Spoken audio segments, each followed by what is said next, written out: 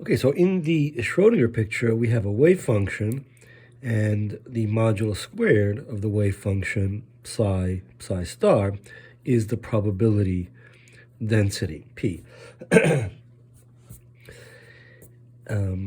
And we want to derive the same kind of thing in the relativistic approach.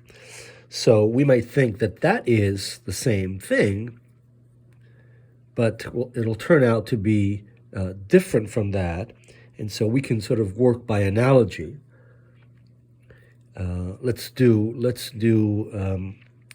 the Schrodinger equation.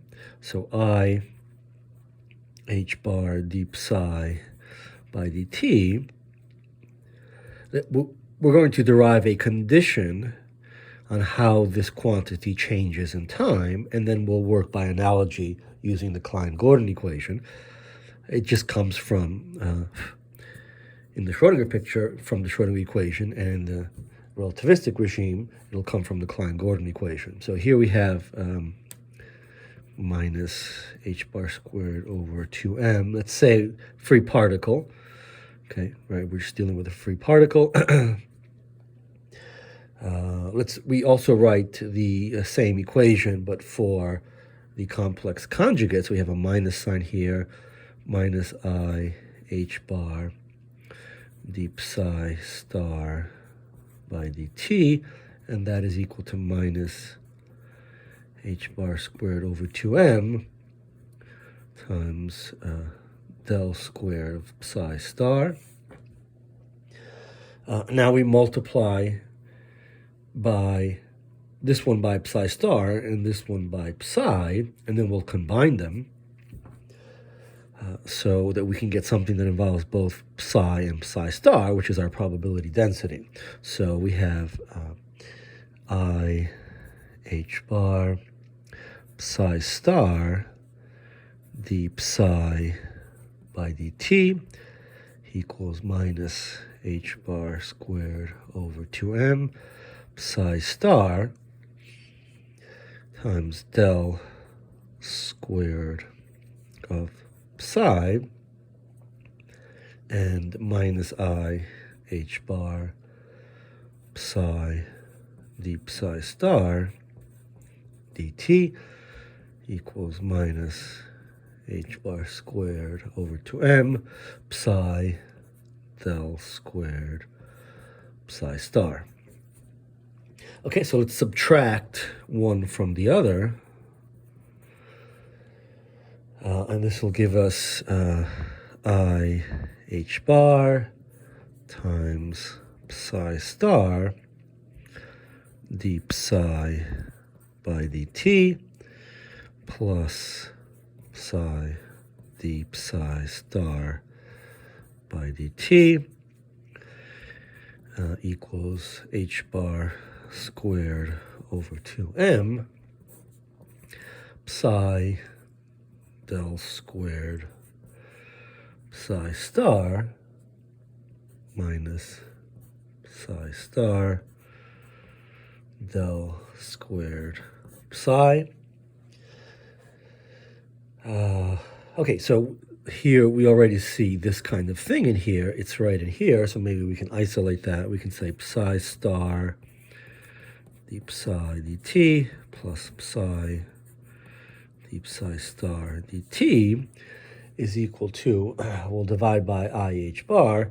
That'll give us h bar over 2 mi psi del squared psi star minus psi star del squared psi. And so this thing is just the time derivative of that. So we have d by dt of psi star psi, right? The time derivative of the probability density, and that's equal to h bar over 2 mi. Let's pull, this is actually the one del function, really the divergence of what's in here.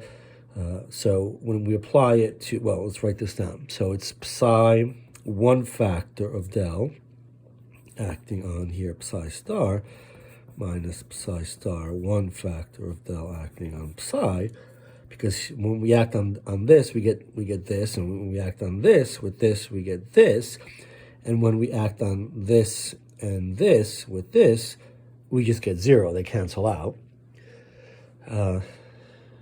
But it's probably better to put these on the same side. So let's write this as d by dt of psi star psi plus del, or divergence, of h bar over 2mi times psi star, I'm flipping these terms, del psi minus psi del psi star, and this has to be equal to 0.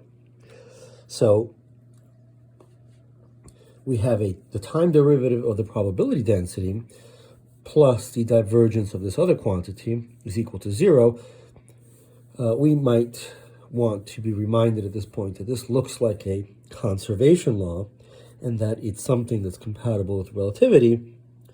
And so when we derive an analogous quantity for the Klein-Gordon equation, the thing that's in the d by dt term is going to serve as the probability density, because this equation is about the conservation law for the probability.